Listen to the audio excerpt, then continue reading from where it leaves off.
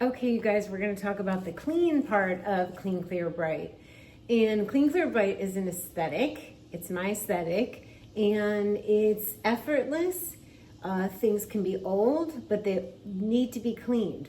Wherever the dust or dirt gets stuck, the chi is stuck too. So I look at cleaning daily as a practice, like cleaning, maintenance, like we brush our teeth or we move our bodies or all the things we do to take care of our bodies. We can do a certain practice every morning and evening to take care of our homes, which house our bodies, which house our souls. So the clean part of Clean, Clear, and Bright is non-toxic. There is no chemicals in this house. No allergens, no Glade plugins. I think you guys all know that, but in case somebody doesn't, nobody needs to have chemicals plugged in and supposedly making the air better, because it doesn't. Fresh air and a clean house, and if you're masking something, go to the source. The same thing is why I wouldn't take Tylenol. If there is something wrong with my body, I will say why, what emotionally is going on, what's the source of why I'm feeling the way that I feel. So that is just an inherent philosophy of mine. So if something smells, remove it. If there's mold, you don't want to be there. So consider that your home should just smell nice just in its natural state.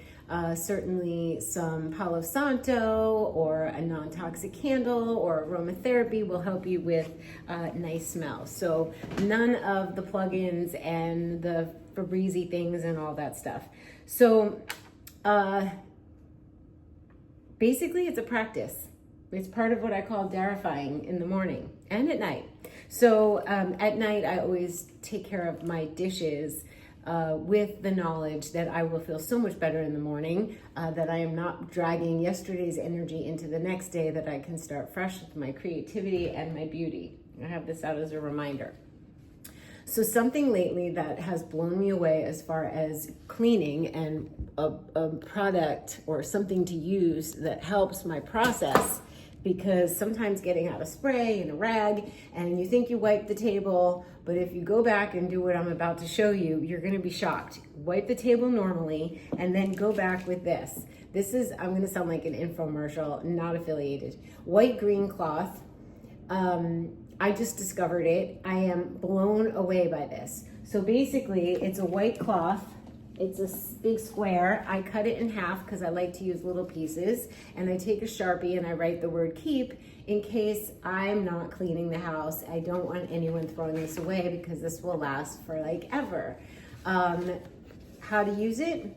It's special microfibers that just pick up dirt like that you didn't even know was there. And it can be used on so many things, which I'm gonna tell you. And it eliminates the need for sprays and cleaners because this and water does the job. Hot water, bunch it up, it gets soft, you wipe a surface. And I'm gonna talk about the surfaces. And then when you need to, you just, you rinse it out, then you put it in the washing machine and you air dry it instead of, but you're gonna wanna use it right away when it's moist, but you air dry it instead of dryer dry it, although I've dryer dried mine and they are fine. I rhymed.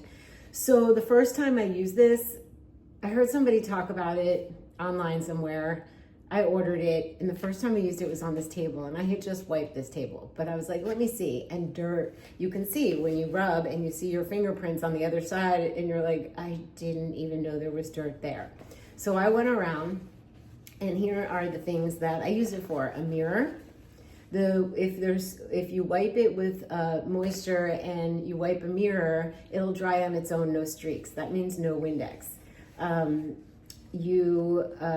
use it every day on the floor. I get down on my hands and knees, or easier at night, I moisten it, I put it under my foot, and I press my foot around the sink area and, you guys, around your rugs. Just under the edge of your rugs captures the dirt. One of the reasons I like to keep my floors clean is that I know that if the floor is dirty, I'm stepping on the floor, then I'm stepping on my rugs, and some of my rugs have to be most of my rugs have to be professionally cleaned. So keeping your floor clean keeps your rugs cleaner.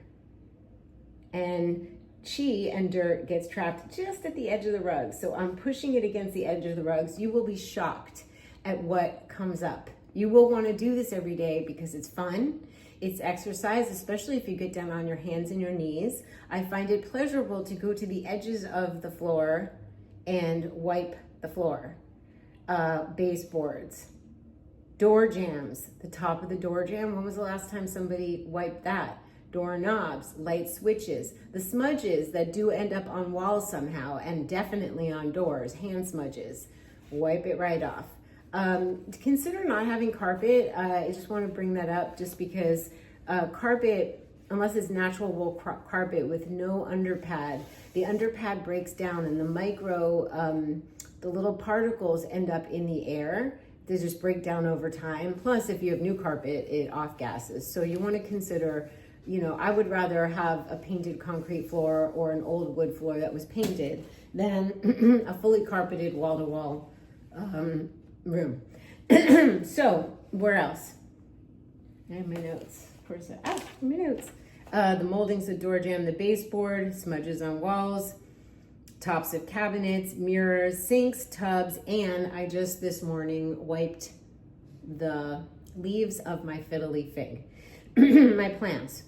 So you want to treat this as like a maintenance because it's energy gets stuck on the floor and the dirty things. And it's like when you go to wipe a corner or a crevice or even something that you wouldn't normally wipe. Like you see that lamp behind me? That's from canvas. I use it to film when I'm making art. It swivels around and I could use it as a tripod, or it just lights my desk so I can work at night. And the arms of that, I would never have thought, oh, let me spray that and wipe it down with a rag. However, when I had this in my hand, damp, wrung out, I wiped the arm and I saw the dirt and I was like, wow, I didn't even think about that. And then the circle, I wiped that and I was like, wow. So it gives you ease of cleaning without a bottle and a rag. That really doesn't do the trick anyway. It doesn't do the same trick as this does. White, green cloth. This is what it looks like. Kiss your glass cleaner, chemicals, and paper towels goodbye. It's awesome. You'll never use window cleaner again. It polishes as it cleans.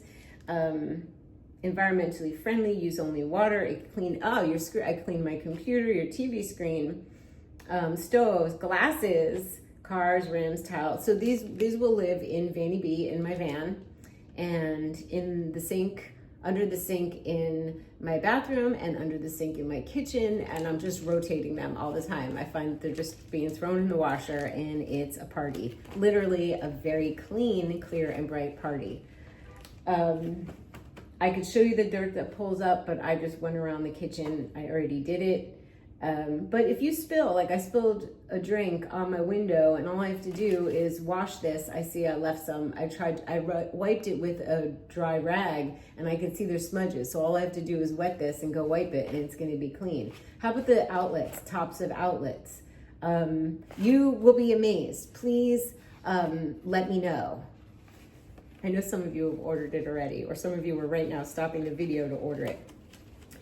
Clean, clear, bright is an aesthetic of, I would say my aesthetic in general is clean.